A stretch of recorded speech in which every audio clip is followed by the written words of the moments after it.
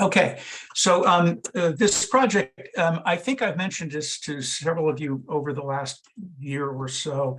I got a grant from the AIA, it's an Upjohn research grant, to take a look at what's going on with grid interactive buildings and what are they, and what should architects in particular be aware of, and sort of what can they do about them, sort of a bunch of open questions that I basically did some core research on. Some of you on the phone may be even more familiar with this topic than I was, but the goal was to get the vast majority of architects who really don't know much or anything about it a little bit up to speed on what GEBs, grid interactive efficient buildings, are, and what the potential impact on their practices might be going forward and into the future. So I got the grant. I recently, you'll see the AIA logo at the bottom. I presented this at the AIA conference back on June 7th, I think, in San Francisco. So that's why you see the AIA logos on it. But it's basically the same information. I've cut some stuff out that was sort of San Francisco specific. But that's why that looks that way. And the evolution of GEBs, as far as I could tell when I started doing the due diligence on it, even before I actually submitted the proposal, was that this was something that was a gleam in sort of the Department of Energy's eye back in the 2016, 2017 time period. And it was beginning to build momentum, and then the pandemic hit. But subsequent to the pandemic, it seems to be coming back. And gaining some momentum that it lost during that period, but is now extending forward. And it was primarily, and still primarily is, in the word GEBs, the grid is really the thing where the most of the research and discussion, and particularly policy type discussions, are taking place. The building side, the B side, not so much. It's growing, but not as much as the original impetus, which was for the grid.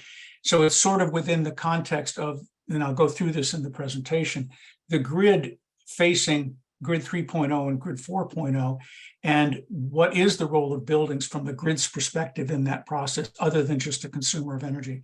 And so that's evolving, and it's grid driven, but now the building side is beginning to engage with it a little bit more. And part of this was how to get architects more on board with understanding what this is all about. So we'll save discussion for the end, and I think I'll just get started. So the presentation is going to go over what is a grid interactive efficient building, why are they around, why is this all emerging now, how GEBs can help the grid, which is that I was talking about before, sort of a grid, hey, you got to help us out here. Anyhow, so then how GEBs can help clients. This was more toward architects, like, what's the value of GEBs to us and the building owners and developers? And then some examples of some fairly heavy hitters starting to take this seriously. And that's GSA, ASHRAE, and GEBs, and then the Grid Optimal Buildings Initiative. And then one very small case study of sort of a fully GEBs-oriented approach to developing a building, in this case it was a rehab. We can start with this: what is a grid interactive efficient building? And the DOE defines it, and they've been the driver behind this all along. It's an energy efficient building with smart technologies characterized by the active use of distributed energy resources, and they include efficiency in that, to optimize energy use for grid services, occupant needs and preferences, and cost reductions in a continuous and integrated way. It's kind of everything and the kitchen sink in the definition. But what they're talking about is really how a building, as in this example, it's smart about its loads, it's smart about its technologies, it's smart about its controls. But that smartness now is not just to reduce load as much as it has been in the past, but it's also to interact with the utility in a smarter and more continuous way.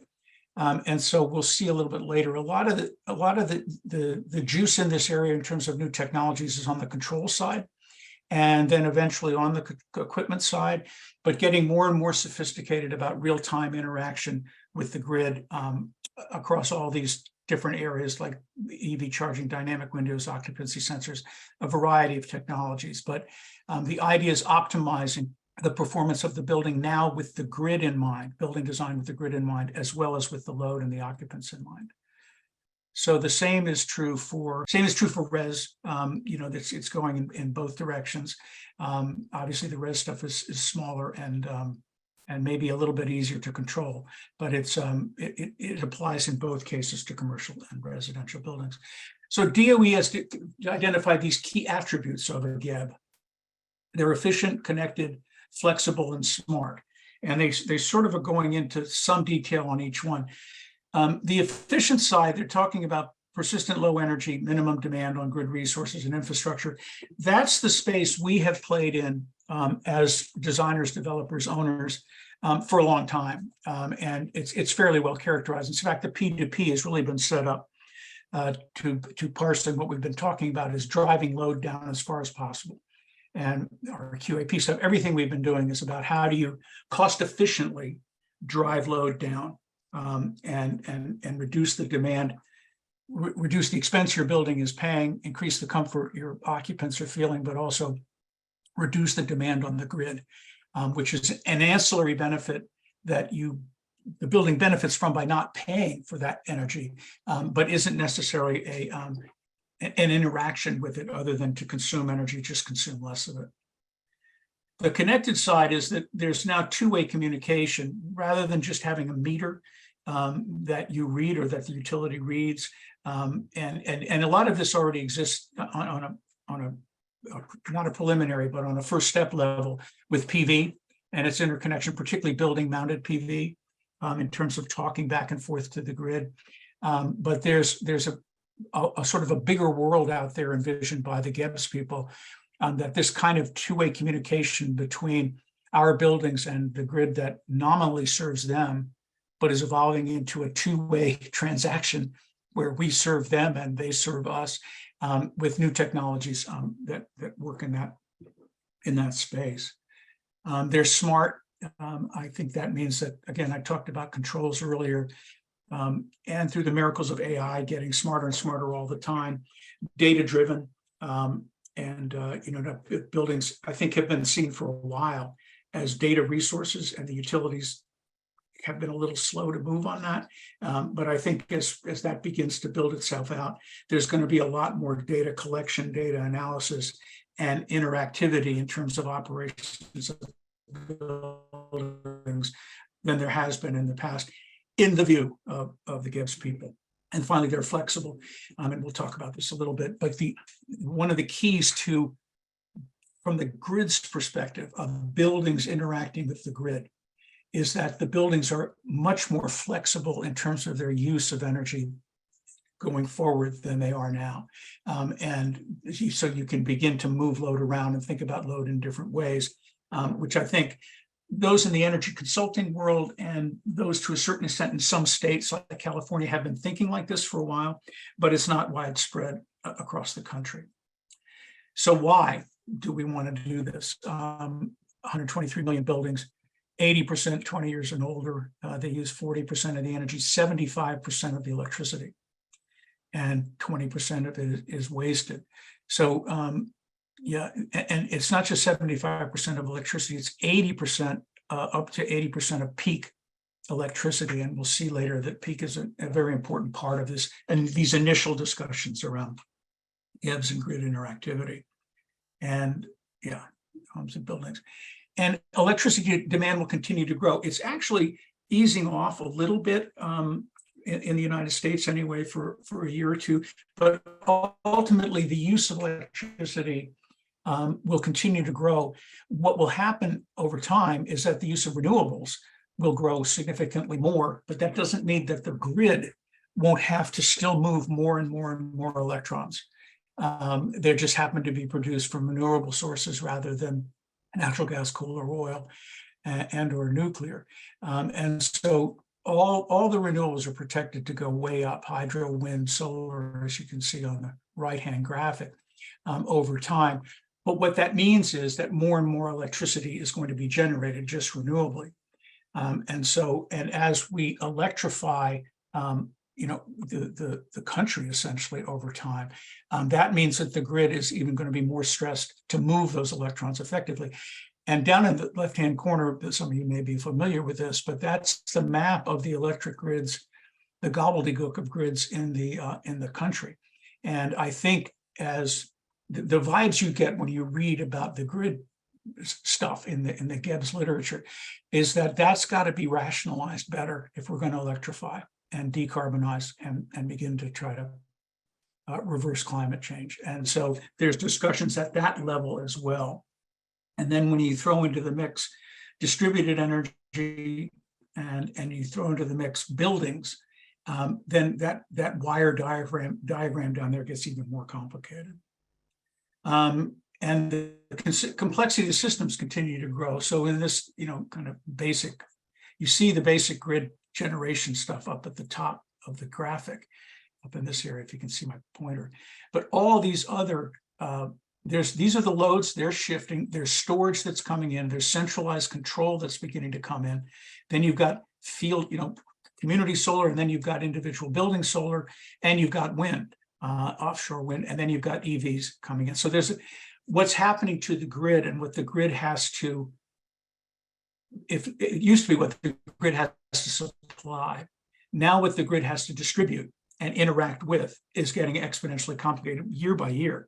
And particularly in states, like in the Northeast, in places like Arizona and California, when you have so much PV being fielded, and up here, we're going to be starting to get offshore wind and other resources. Those all have to be, they could be managed independently, but they have to be transmitted and distributed by the grid. And so the grid is getting nervous. Some of you may be familiar with this. This is called the duck curve. And I just want to go a little bit into what this is for the uninitiated, like I was when I started this process, to show you some of the unanticipated outcomes of more and more renewable energy. So why a duck? Well, basically, this is a graph of energy use on I think a summer day, electricity demand in California.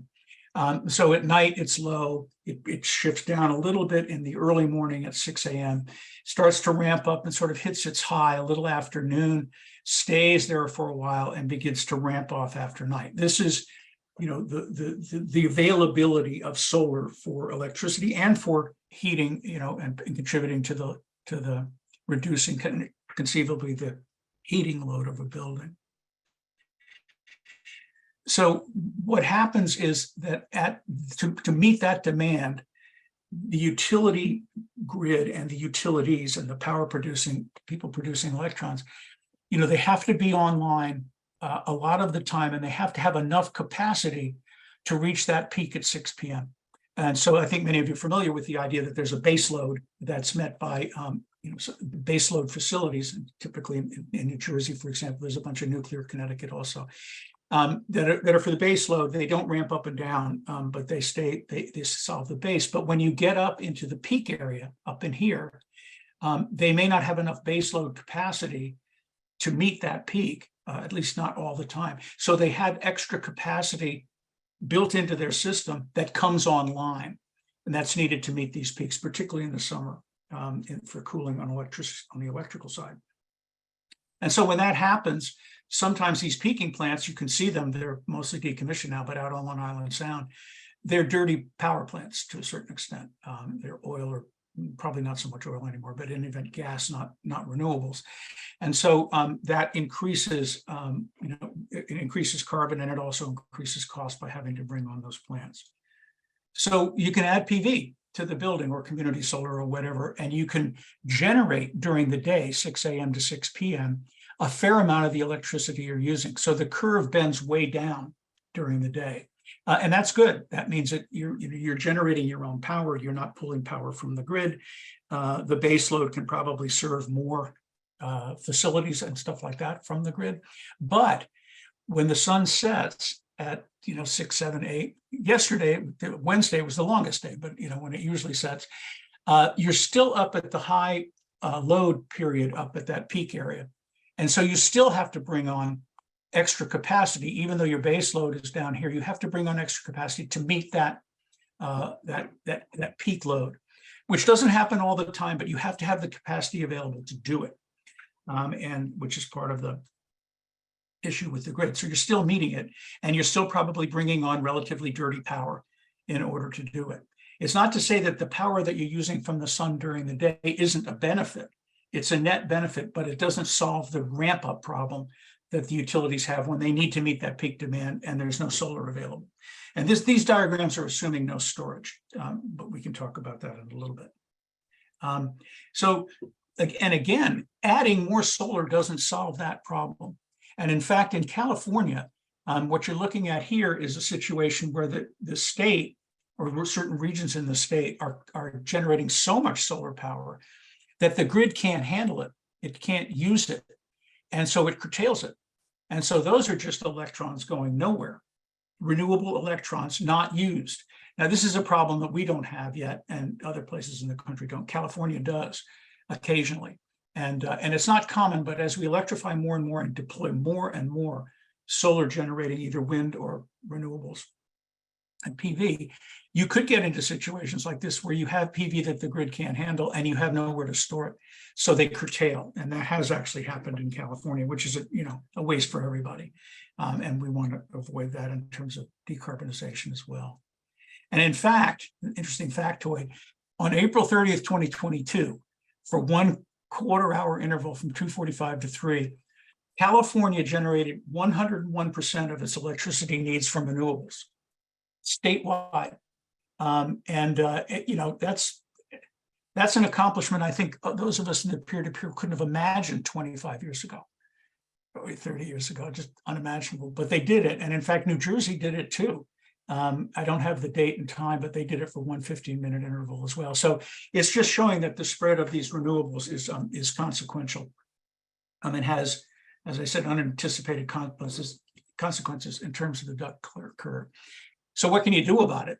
Well, you add flexibility to the system, and that means you look at demand response and load manipulation, which we'll talk about. You can incentivize evening energy use reduction so that that peak comes down just because you're not using it. You can store solar power to be used at night, and or wind power conceivably.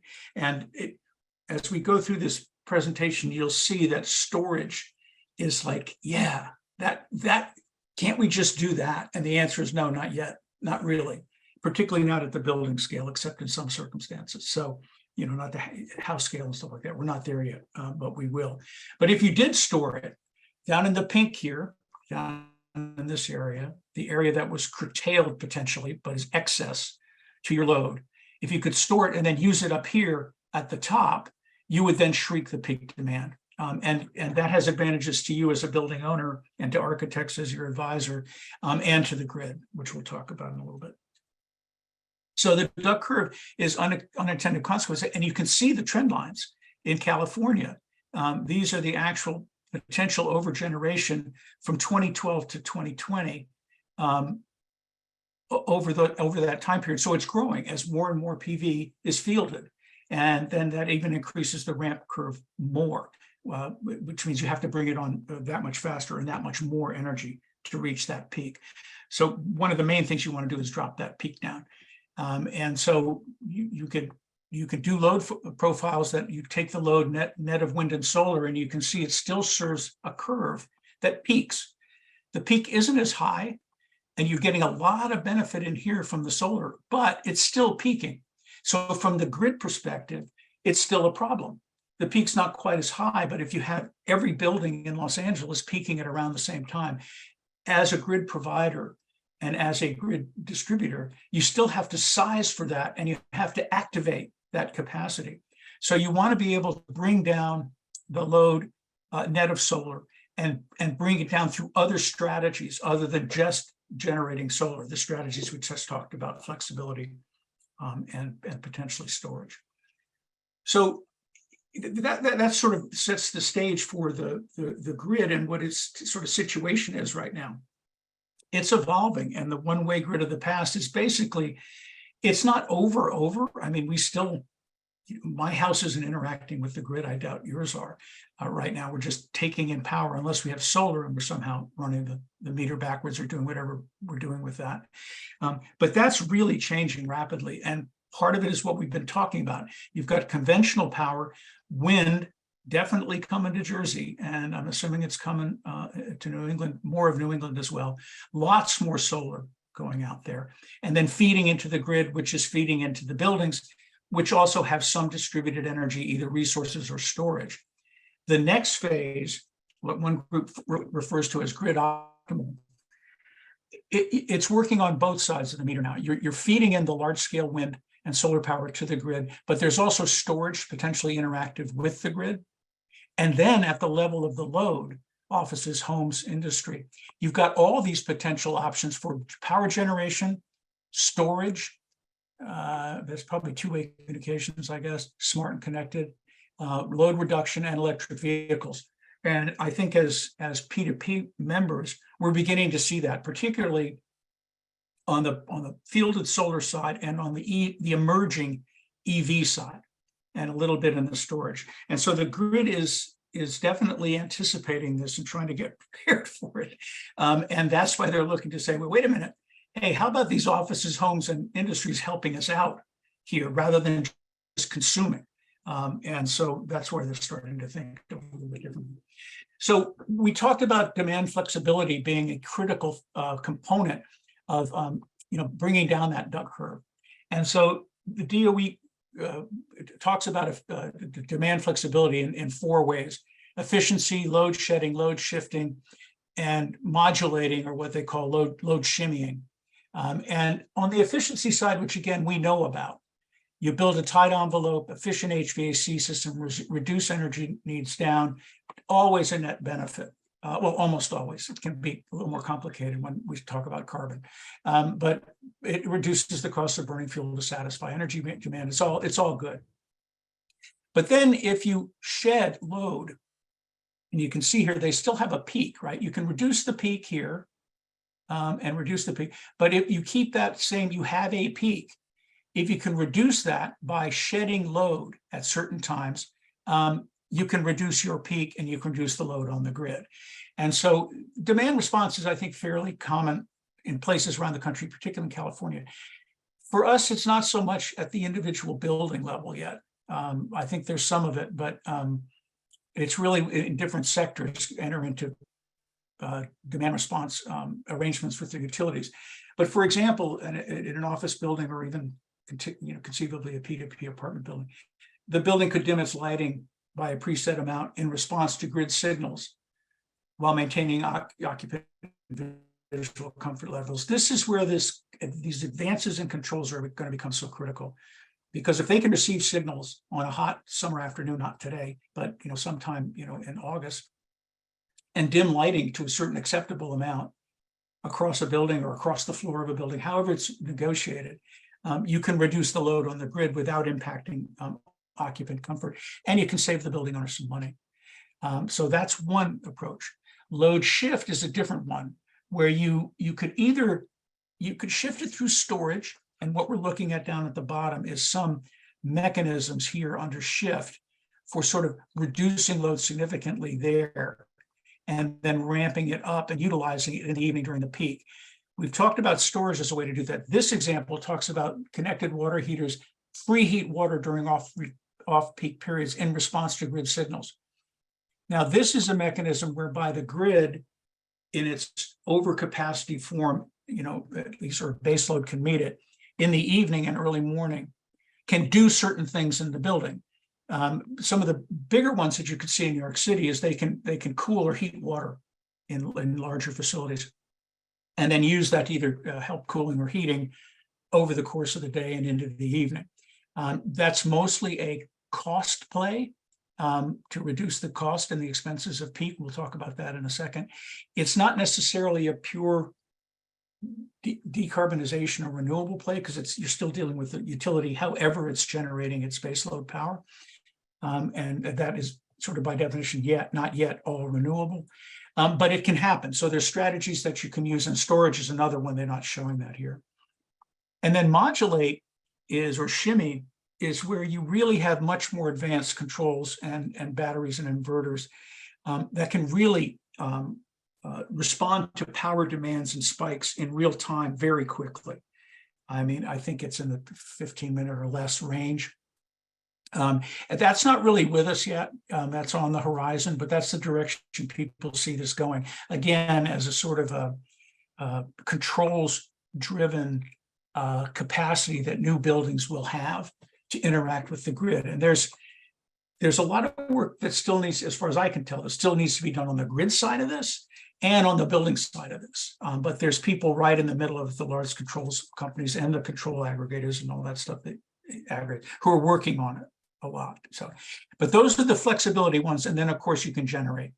And that means you can meet your load better with that. And you put them all together and you get a fairly efficient way to drop the peak down and begin to optimize the performance of the building and make it ready to be completely renewable over the next X number of years.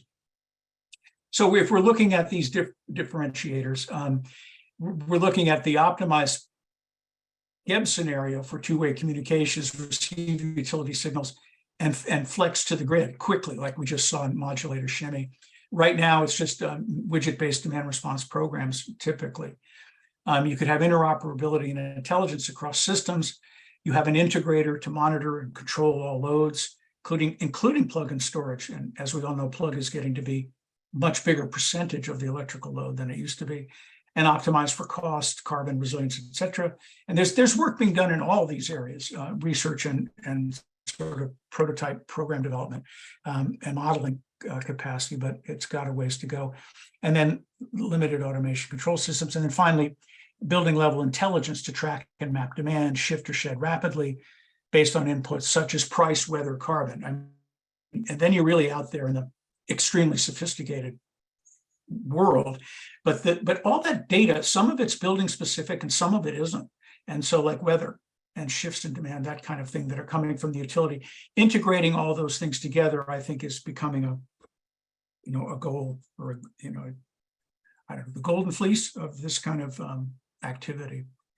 And I think we've just talked about this. You want efficiency for us, baseline, we have to do it as much as we possibly can.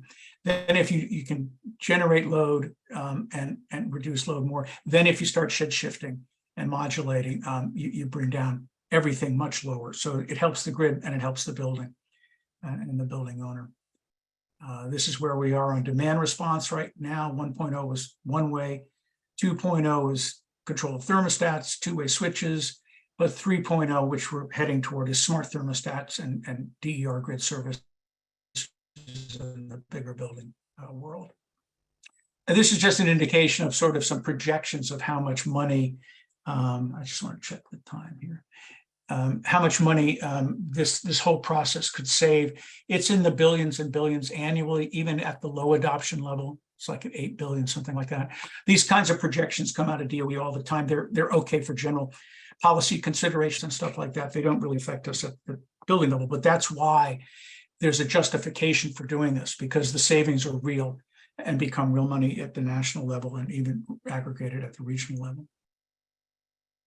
So this is just a quick one in terms of the value prop for clients about what we've just been talking about, the flexibility side. And this is an energy bill, utility bill 101 review, but I find it always helpful.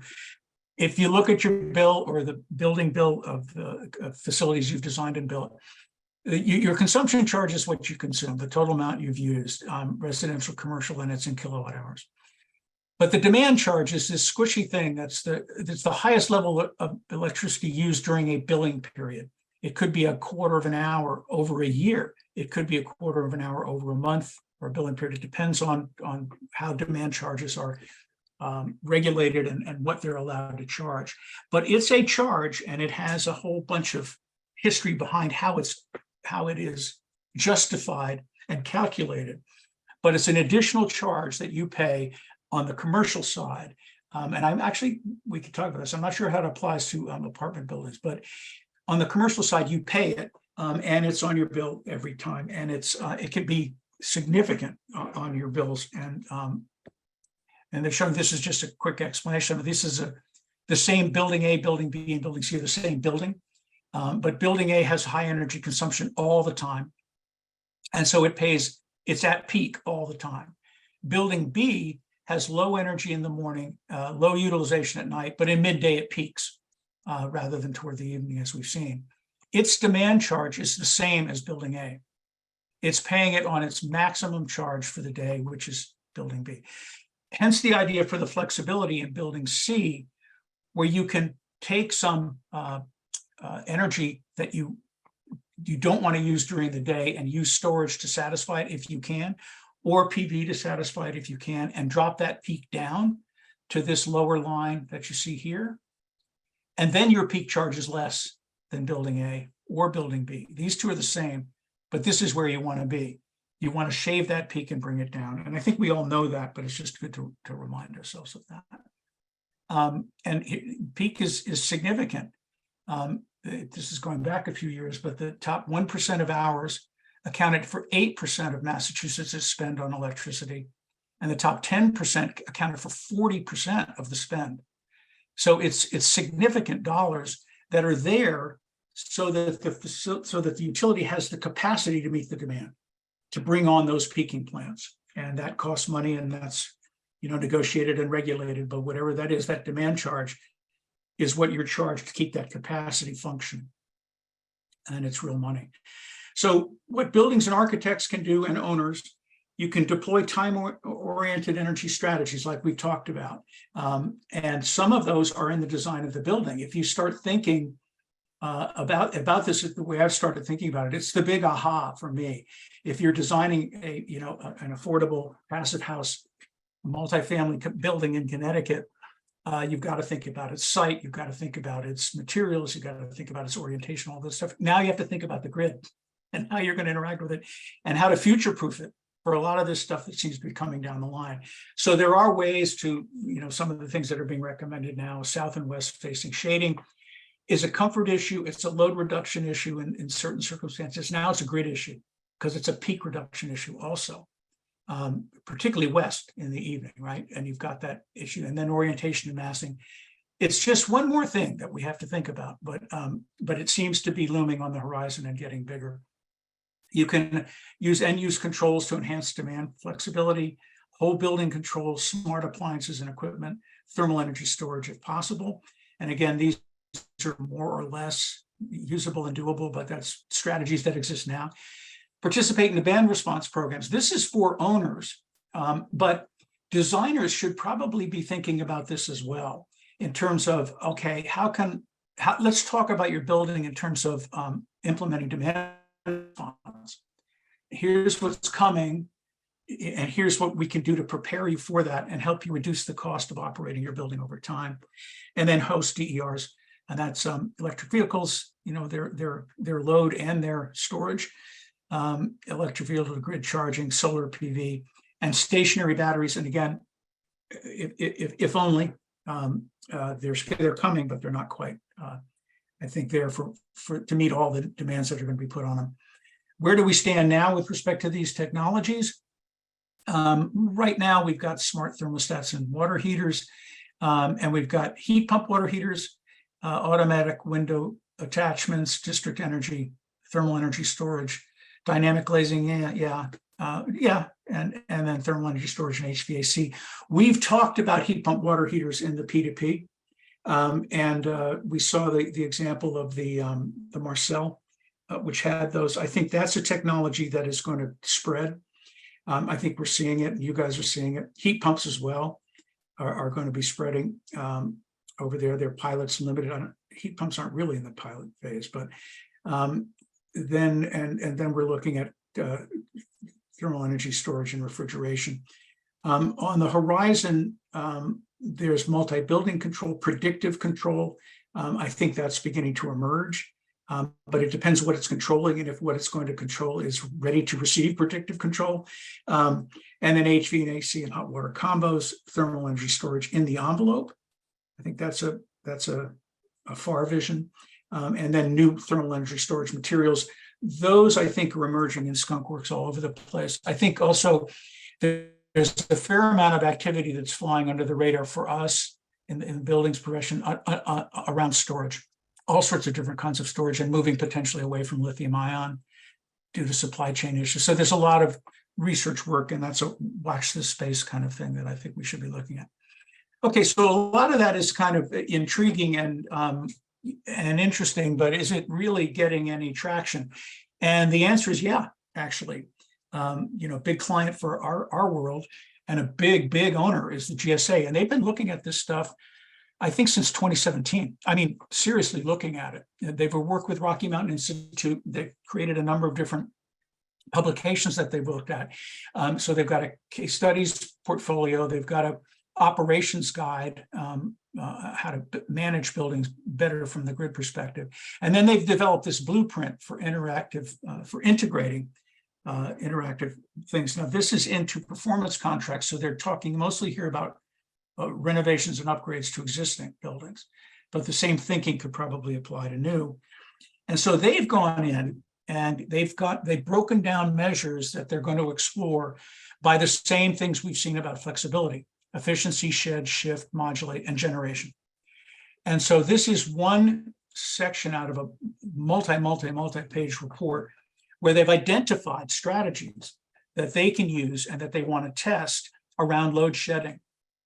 And so in this case, they also have load shift, they have modulate, they have all of them. And so down at the chiller staging is one thing you can do to shed or shift load. Advanced rooftop control, unit controls. So they're really at the level, a lot of this is at the level of equipment. So it's MEP stuff, but designers need to be familiar with it, I think, or familiar with some of the stuff, or the MEPs do, because the GSA is really looking at it. And they did a bunch of case studies, and they didn't do that much because right then they didn't pencil well, but they did come up with a summary of what to think about when you're looking to do a successful GEB project. So there's strategic selection of sites, identification of GEB measures as a priority early in the project. We've heard this kind of conversation forever. You want to do energy efficiency? Flashback 40 years. Got to do it at the beginning of the project. You want to solar? Got to think about it at the beginning. They're saying GEBs is the same. Stakeholder engagement. Yep, we've heard that before. Integration of GEB measures within building renovations. Okay, that's really what they're talking about. They're saying if you're going to do a major renovation, think about this and give M&V methodologies to see if it's working. But I want to bring your attention to the first bullet: strategic selection of sites with utility rates and incentives favorable to GEB. This is one of the reasons that some of the things they looked at in their case studies didn't pencil out because of the relative costs of power where they were trying them out were low enough that the cost of implementing what didn't pencil out for them. And so that was interesting, but this goes back to this idea I was talking about before. Now you're going to have to start thinking about that. If the people on the Zoom who have projects underway, where are they? Right? What are the electrical grid prices? And then also, what are their incentives? We've been talking a lot about the Green Bank and other places that have incentives. How can you use them? And then, where are they all going with respect to demand response and grid interactivity over time? So it becomes another element in the sort of the due diligence for our project. It's intriguing, but who needs another element? But it's there. And they talk about setting policies, doing rate analyses. That was very important to them. They're developing new design guidance for existing building. I don't know where they are with that. It's coming, but they want to develop it. Incorporate demand savings into energy saving performance contracts, which is what this main guide was written about, and utility energy service contracts. So they're talking about how their buildings can better integrate with the utility, both financially and I think interactively, which is a new way of thinking, and develop some more pilot projects. So GSA is a group to watch. ASHRAE has a smart grid application guide. They've been thinking about this for quite a while, but more consequentially, they have a task force for building decarbonization that is coming out with a design and operation of grid interactive buildings for decarbonization guide. Now, as you'd expect from ASHRAE, it's going to be MEP oriented, but it's going to have design sections in it that I think will impact builders and developers and owners of facilities. And this is, ASHRAE is a legitimizer. I mean, if they're really looking at this hard, they've taken this whole effort and this whole the momentum of all of this to heart, and now they are coming out with this guide. It'll be out probably in October. It's being done with the New Buildings Institute. It's something like October, November. So that's another watch this space kind of thing. And then grid optimal buildings. This is the one group that was really looking at the B side of GEBs. You know, they've done a bunch of work in this area. It's still early days, and their recommendations are fairly general, but they are grappling with this issue in a way that a lot of the other research is not, at the national labs, at NASIA, and some other places. What they're trying to get is develop a set of metrics that can be used to evaluate how well your building or your building design is how well it has the potential to interact with the grid. And so they've been working on these, and they've tried to build them out. I don't think they're quite there yet, but they're on the way, and they're part of this ASHRAE project. In addition, they have a lead pilot credit on grid optimal buildings, and it's published and available. And I think it's sort of a macro synthesis of what these metrics would look like. If you're looking at lead, then here's the checklist of things that will qualify you for a point in lead. And there's still the program guide, their design guidance with ASHRAE, and they're looking at code and policy frameworks as well. So again, have to see how that emerges. But these are their metrics. So how does it contribute to the peak? Who thought of that before in designing it? I mean, people have, but it's like beginning a new project. Okay, I guess I have to think of that. On-site renewable, how efficiently do you use that? Grid carbon alignment, that's emerging. It's that's a complicated area. I think we all recognize carbon emissions over there, and that's just operational. It's not embodied carbon. How energy efficient are you? We're used to that. Percent better than code. That's what the P2P is all about. So that's a space we play in. Short-term and long-term demand flexibility, that's new. At least, you know, for a lot of us, is it 1 hour or 4 hours? Dispatchable flexibility, can you reduce demand quickly and you know, in response to the utility, and how resilient is the building? So this is a way that they're thinking of metrifying, or whatever you call it, the measures, and short-term and then dispatchable the same. So it evaluates a building's capacity and its assets to meet these goals, which is a new way of thinking, and I think it's an interesting one, again, to watch that space. They also were trying to say that you've got to think of the electricity grid where you are and where you're building at the macro level. And so if you're solar heavy, PV produces more energy during summer and midday. If you're wind heavy, offshore wind strong at night, can be variable in the short term. Hydro heavy, you know, high hydrogen generation, and fossil fuel heavy, you know, emissions are typically highest during grid. This is trying to look at thinking of your grid and how it, not how it interacts with the building exactly, but where your building fits within the grid that you're in, and just a different, you know, level of due diligence that they're suggesting will need to be done going forward. And then if you have a summer peaking system, you know, focus on cooling performance, envelope upgrades, afternoon shading, internal load reductions, and pre-cooling. Winter peaking, reduce energy use in winter peak hours when the heating is needed most. Again, envelope upgrades we're good at. Heating system performance we're good at. Preheating strategies is operational, but we could design in some things that can do that. And then dual peaking combines them both. And it's interesting that one of the guys from the New Building Institute did a presentation that I saw, and he said, listen, if I had one recommendation to give to anybody in the country, it's west-facing shading in order to be the minimal thing to do to be grid optimal, or on your way to grid optimal, is that. And so that's something to keep in mind as well. And then, oh yeah, this is LEED. Across the board improvements, and they have a metric that goes with this. So you can, you know, if you're thinking about it at all, you'll probably get 1 point. You know, do no worse than the baseline, you know, and then score improvements in 3 categories. And these are the categories we were looking at before from the New Buildings Institute. Okay, They've also come out with a series of fact sheets. Building types, office, education, retail, warehouse, multi, our world, and single family. And then regional fact sheets, in this case for various regions, probably coincident with the type of grid that's out there. So this one, let me see if I've got, this is the multifamily one. Okay, and so it's a 4-page fact sheet. It indicates strategies that could be utilized, and then indicates the top 5 operation strategies for multifamily buildings: efficiency, smart HVAC, managed EV, energy storage, windows and shading. Shows about a typical demand use profile. It goes again to the idea of the grid is a different grid depending on where you are. And then it does some key considerations for resiliency, electrification, and Internet of Things.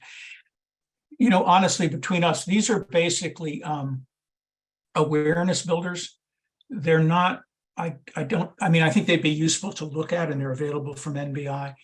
In terms of design guidance, it's a little 10,000 footish. You can read them and see. It's sort of things to think about, and it's fact sheets that they're out there that are, from my impression of what NBI is doing here, is getting people thinking about, hey, wait, there can be fact sheets about these different building types. Therefore, there can be strategies about how to make them more grid interactive. And then what are the strategies? Well, they're a little vague now, but we'll get there. And so there will be strategies between ASHRAE, GSA, and others. There's going to be things that can be done to move certain building types toward grid interactivity that'll be different from other building types. So they're laying that out there, but the first round with these fact sheets is more awareness building, I think, than actual design guidance. And then here's a little quick case study where they started in on this, NBI and the designer, Esherick Holmes, Davis and Dodge, I think, the guys that did the Monterey Aquarium. They did a renovation of a small building in Sonoma, California. And they did it to be grid interactive explicitly. And it was for Sonoma Power, which is a green power company. So their strategy, and you can see it's a small building, sort of in a U shape. They went all electric, so they removed all the gas infrastructure. They upgraded the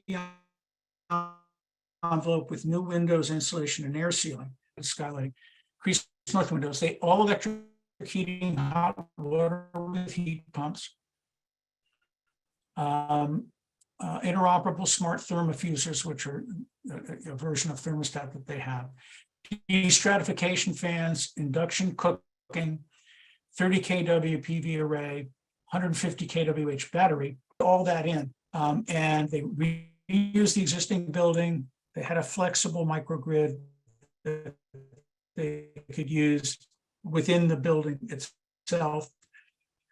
They have a stationary battery for vehicle charging, and they had a size constraint essentially. Over here in the right, this is the storage, and here's the PV array, and here's the storage, and this is just for vehicles.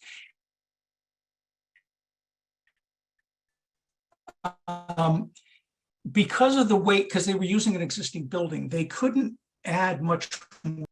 And so as a consequence, the storage they had, so it would go into the building that also serves as a community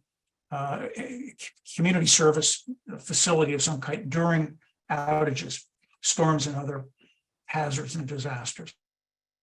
So the controls allow them to do that, and they can modulate the load so it lasts much longer in that of the square footage. But this shows you an idea of how complex, and not just time of day load, but your end response, other things that just they eliminated. And as a consequence, and they started looking at optimized building, warm up in the wintertime, charge batteries after winter wrap, and then utilize battery storage on site. So it's that language of what can we do and how do we design the building to optimize that as much as we can. The charging stations are not modeled in tools easily, at least the ones they were using. There's room for evolution there in the model world, which is already happening. And so that was the small case study. And then like is good, deeper is better, but it's not necessarily grid interactive.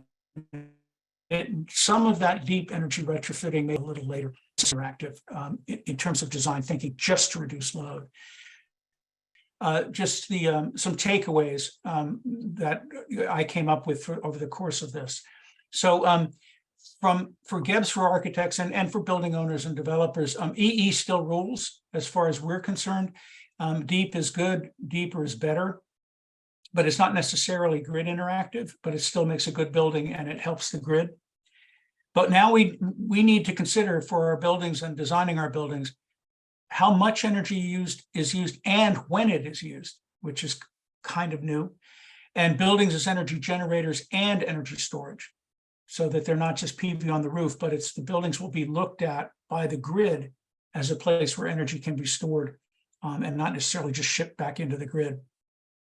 Future proofing is key, so we need to be PV ready, EV ready, and DR, demand response ready, which are, I think we think about PV now, EV's coming, but DR is a little bit different. It's a little bit squishier between us and the owner and developer.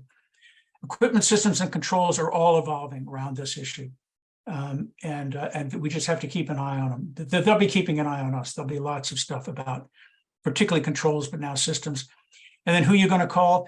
Your utility, number one, manufacturers of some of that equipment systems and controls.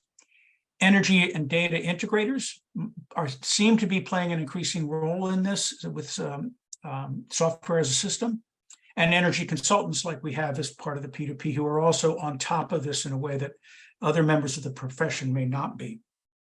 And it's a new design landscape. It's not just your climate and site, it's your utility too. It's not just use of energy, it's now the variable cost of energy, which is something that we interact with our clients around and which is important. The train has left the station. The grid needs buildings now, just like historically we've needed the grid. And regulation is on the horizon. New York City's Local Law 97, that's a big deal because that's going to drive some of the calculation procedures that will be relevant to the grid interactivity. And so, as usual, New York City's jumped out on this, and how that is implemented and the tools that evolve to accomplish what's in Local Law 97 is something we should all keep an eye on. Passive efficiency alone won't get there, and grid interactivity will probably be required. So at some point. So key players to track. I've talked about these guys in the past: ASHRAE, GSA, your local utility, National Association of State Energy Officials. That's a good one to see what utilities are up to. NBI is working on this with ASHRAE. National Renewable Energy Lab is very active in this space. Rocky Mountain Institute, Slipstream, which is an interesting energy efficiency and sustainability organization in Wisconsin, and the US DOE. So those are people to keep an eye on.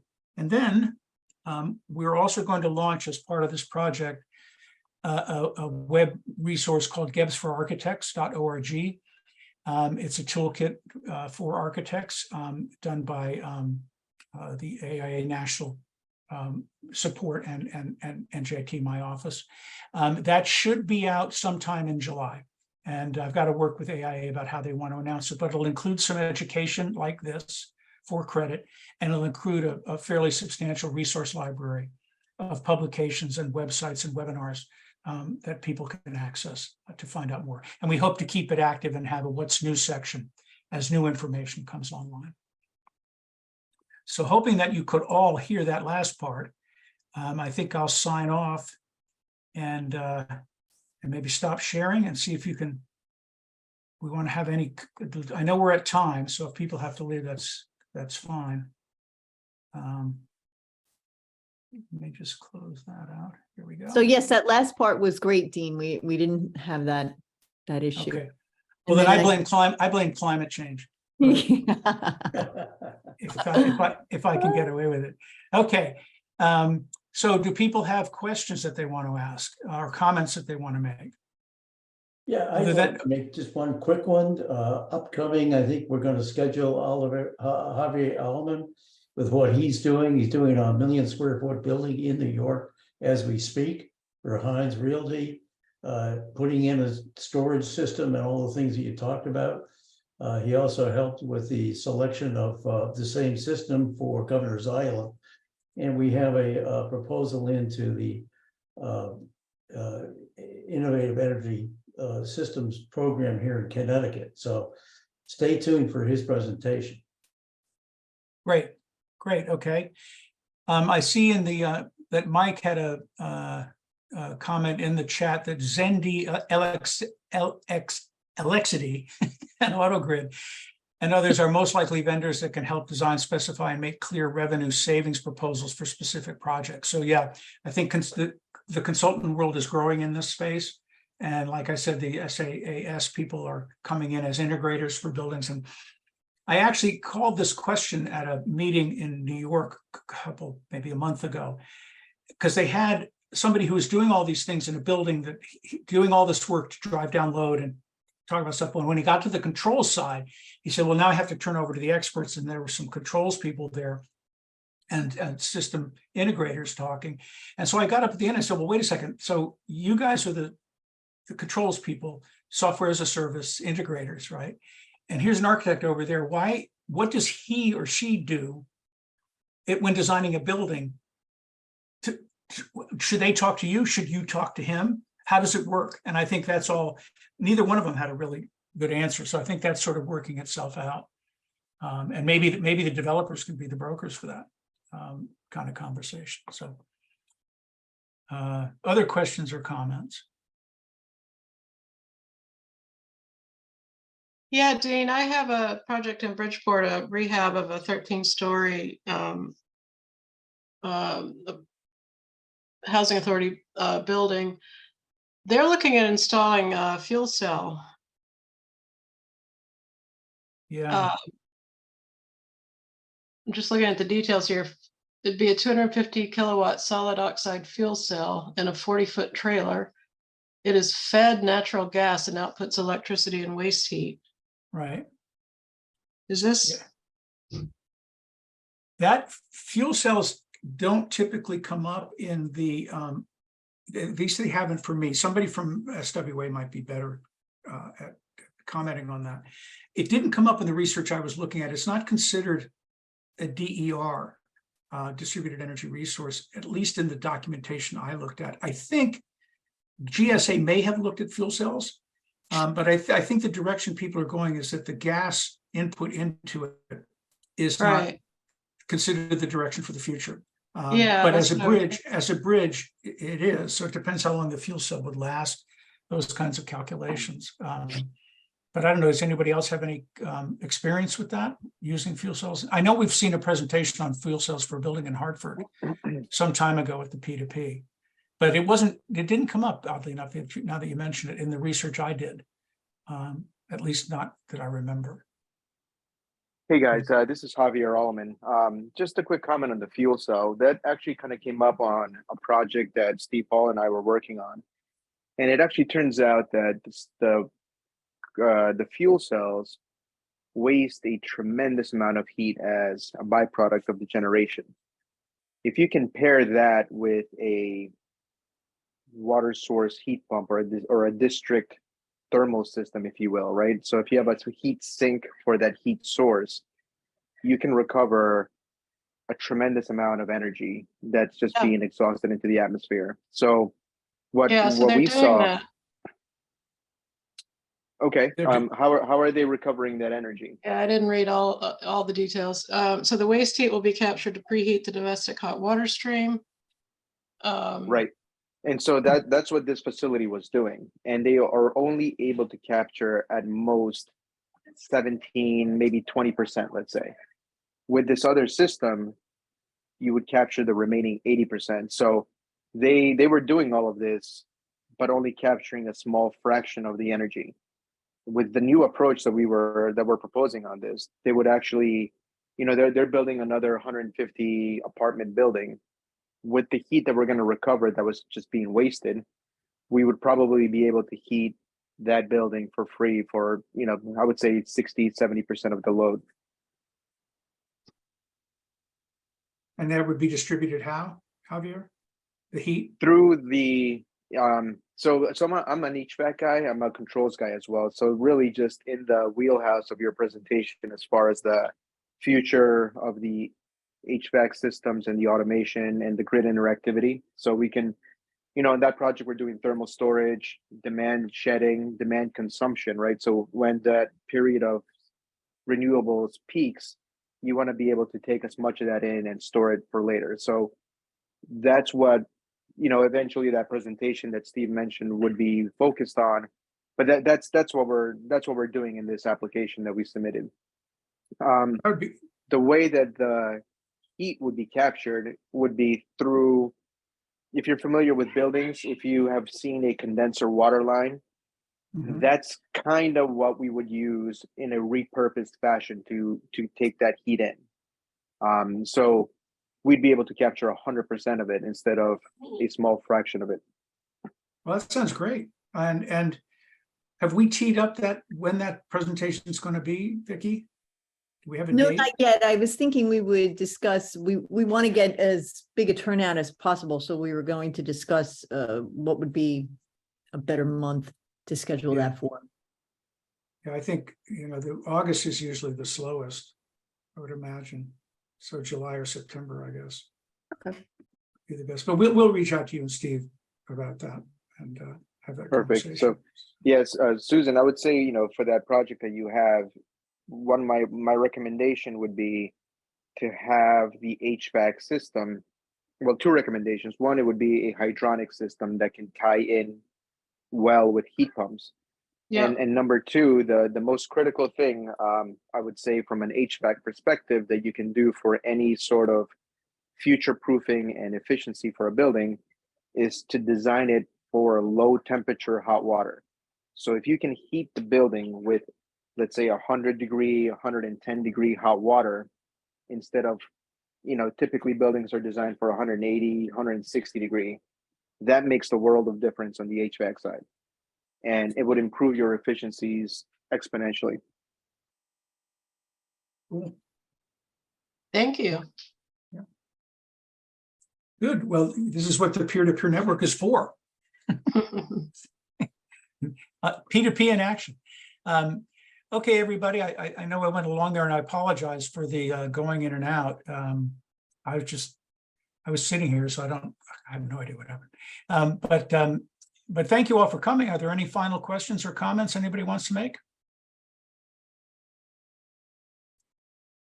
All right. Well, enjoy the weekend. I can't tell what it's going to be doing here. It's a typical weekend in Norwalk in the summer where it's just might rain. And then it won't. And then it just, well, we don't know, so just have to wait and see what comes down out of the sky. But anyway, enjoy it. And we'll keep you posted on when the next P2P presentation is going to be and what it's going to be about. So thank you all for coming.